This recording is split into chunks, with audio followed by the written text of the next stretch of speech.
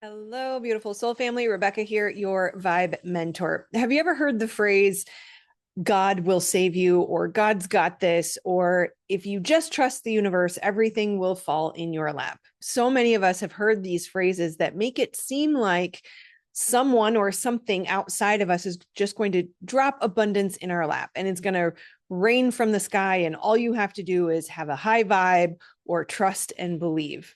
Some people will say it's in God's hands. And to some degree, that is true, but it's incomplete instruction. How many times have we asked and something has not been given to us? Have you ever noticed how many good, kind hearted people there are that are still waiting for God to rescue them? Have you ever noticed that if you ask for financial relief or healing from illness or to find true love, but you are still finding yourself waiting, you have to ask the question, is it really true? Is it really going to happen for me? Sometimes we can feel very stuck in that waiting. And at some point, we have to ask ourselves, should I still be waiting? We know that it is a co-creative process, but do we fully understand what our role is in that co-creation? How do we know when to act and know when to wait? What is our role in this process? And how do we finally break free from that feeling of stuckness and waiting? On one hand, if all you've been doing is waiting and you might even feel stuck in the waiting, then it may be time for some action. And yes, it is still true that God has a plan for your life, one to prosper you and to give you a hope in a future, not to harm you. But you have to ask yourself, if all you've been doing is waiting and you're not seeing a shift in your life, then it might be time to take action. On the other hand, the bucket that I would put myself into is that we do too much. Type A personality, priding ourselves on being high achievers. We like to do things well, but we fail to recognize that that's actually a trauma response of perfectionism. And maybe you also, like me, struggle to relax on vacation. We're always on the go. There's always more to do. We're always working on self-improvement and personal development, not realizing that that can be a cover for our pain and that we're truly running towards a reward that will take us from our pain or validate us when we feel that we are not enough. Regardless of the group that you fall into, the answer to the question remains the same, and that is good news. The recognition of how do we know when to act versus when to rest is understanding our role in the co-creative process. Why do we ask and not receive? What have we not done so far? If you're anything like me, you've exhausted all of the options. So we really have to look at and understand if we keep doing the same thing over and over, expecting a different result, that is the definition of insanity, right? So let's start to look into and discern our role on how we co-create with the divine. Now, it can be a difficult thing to articulate because it's not a specific set of tasks or a strategy. In fact, it's not so much as doing or taking action as it is feeling into and sensing what is being called forward through your physical body. It is the ability to learn to discern what is arising through your body, through your emotions, and through your sensations that will offer you the guidance and show you where you may have resistance. What may seem like a call to rest can sometimes be disguised and a cover up for unhealed trauma, causing you to feel fear or overwhelm. And so you'll say, I don't feel aligned to that action, when actually there's subconscious resistance hiding in your body.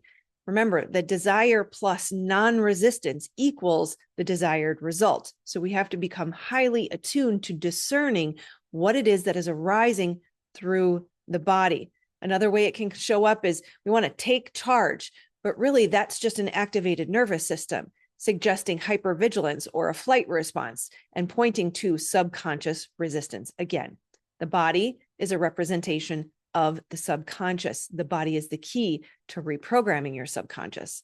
So we have to learn how to move through these things by getting the mind out of the way. And I have to repeat that again because that is the most important piece here.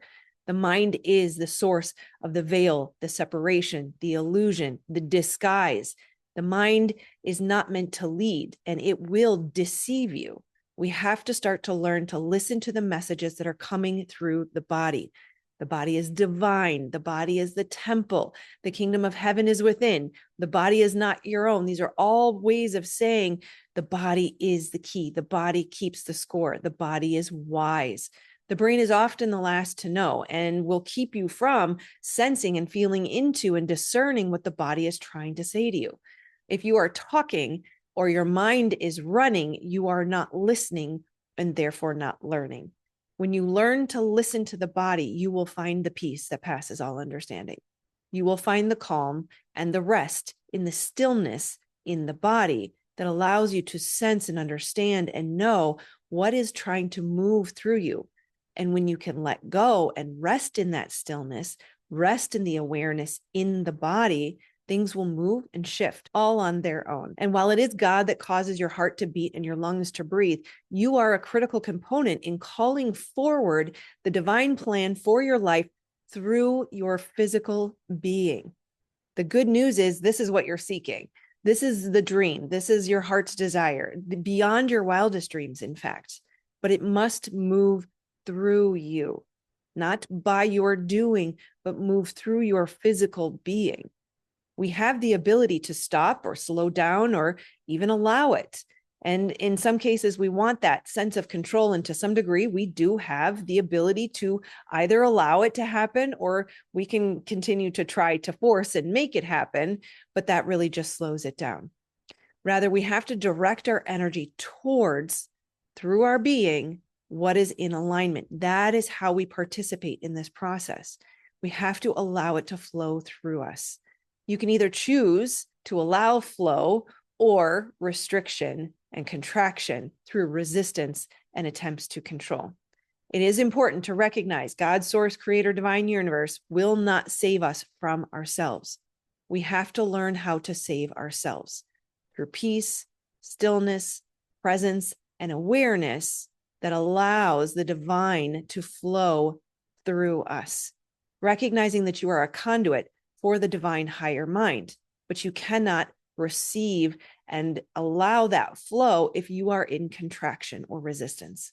So it is sort of up to us, and yet not all at the same time. We may struggle to recognize how we hold ourselves back because, again, the mind, the veil, the illusion, it clouds our vision, and it can come from unhealed trauma, repressed emotion, just an over-reliance on the mind and thinking.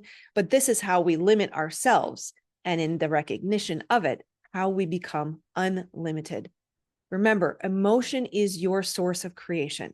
It is energy in motion, which means it must move through you, or else it will compound and amplify and create more of the same.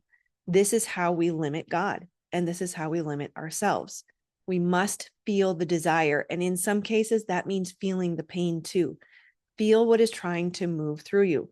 Let go of every muscle. Let go of the stories that perpetuate old suffering. Let go of the resistance to what is. We have to step into trusting and knowing and believing and allowing so that we can see the divine move through you and towards your heart's desire. Instead of asking God to save us, we can start to ask, show us what is being called forward.